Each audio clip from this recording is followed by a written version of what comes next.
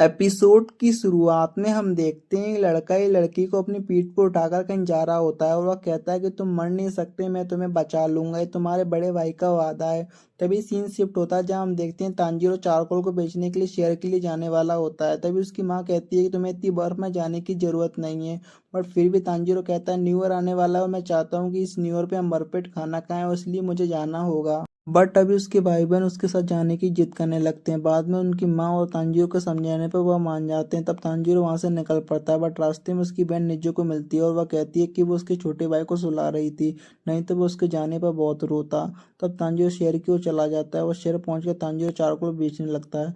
पर तभी हम देखते हैं लड़का एक औरत से बचकर तांजीरो के पास आता है और वो कहता है कि प्लीज तांजीरो से सुनकर बताना इसे किसने तोड़ा है। और तांजीरो कहता है इसे बिल्ली की गंध आ रही है। तभी वो लड़का उस लेडी को कहता है मैंने तो पहले ही कहा था कि मैंने प्लेट नहीं तोड़ी है। अब हम देखते हैं रात हो जाती है। तांजीरो अपने घर की ओर निकल पड़ता है। तभी उस बूढ़ा आदमी तांजीरो को कहता है इस टाइम तुम्हारा घर जाना सही नहीं होगा, तुम्हें घर के अंदर आ जाना चाहिए, इससे पहले राक्षस आ जाएं। अब तांजीरो घर के अंदर आ जाता है और खाना खाने लगता है और खाते ही उस बूढ़े आदमी से पूछता है ये राक्षस क्या होते हैं। तब बूढ़ा आदमी बताता है कि राक्षस रात को आकर इंसानों को खाते हैं, इसलिए तुम्हारा रात को घूमना ठीक नहीं है। तुम सो जाओ, सुबह अपने घर निकल जाना। सुबह तांजीरो घर की ओर चल पड़ता है। पर जैसे ही तांजीरो अपने घर के पास पहुंचता है उसे खून की स्मेल आ रही होती है और वह जब अपने घर के पास पहुंचता है तो वह देखता है कि उसके घर के सभी लोग मारे गए। यह देखकर वह हैरान हो जाता है, सोचने लगता है ये किसने किया होगा। इसी बीच वो देखता है उसकी बहन निजो को अभी जिंदा होती है और वह उसे अपनी पीठ पर उठाकर हॉस्पिटल की तरफ भागने लगता है। भागते भागते तांजीरो काफी थक जाता है और ठंड की वजह से सांस भी नहीं आ रही होती है। तभी अचानक हम देखते हैं निजो को राक्षस में बदलना शुरू हो जाती है और वह दोनों पहाड़ी से नीचे गिर जाते हैं।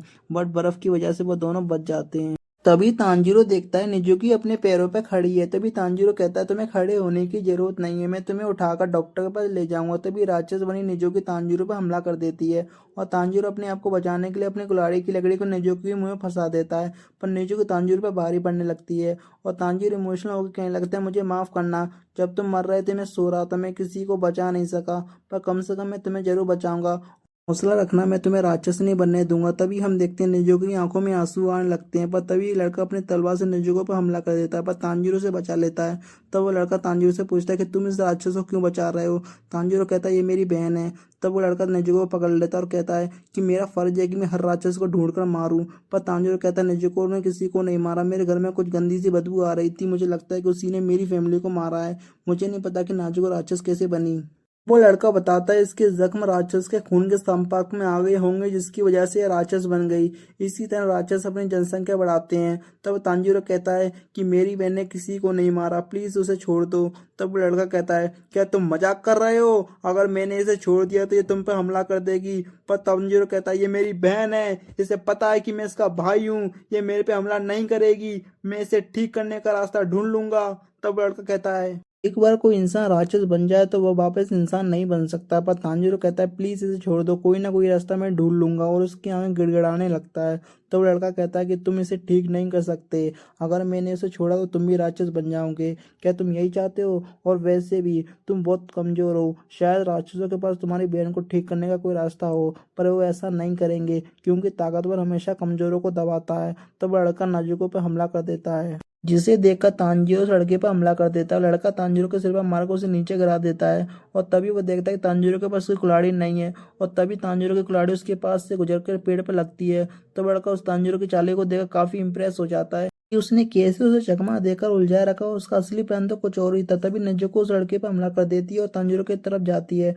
पहले तो उस लड़की को लगता है कि नेजुको तांजीरो पर हमला कर रही है, पर अचानक वो देखता है नेजुको तांजीरो को बचाने की लगती है। वो एक तरफ नेजुको सड़के पर हमला करने वाली होती है और दूसरा वो लड़का सोचने लगता है कि ये कैसे हो सकता है, ये बहुत घायल इस टाइम बहुत भूखी है, पर फिर भी ये अपने भाई को खाने की जगह उसे बचा रही होती है।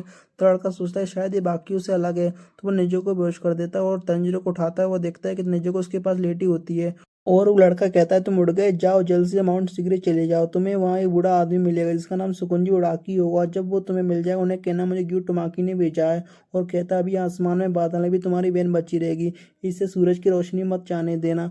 और वहां से चला जाता है और फिर सीन शिफ्ट होता है। हम देखते हैं तंजीरो अपने घर वालों को दफनाकर माउंट सिगरी की ओर चल पड़ता है और इसी के साथ एपिसोड खत्म हो जाता है।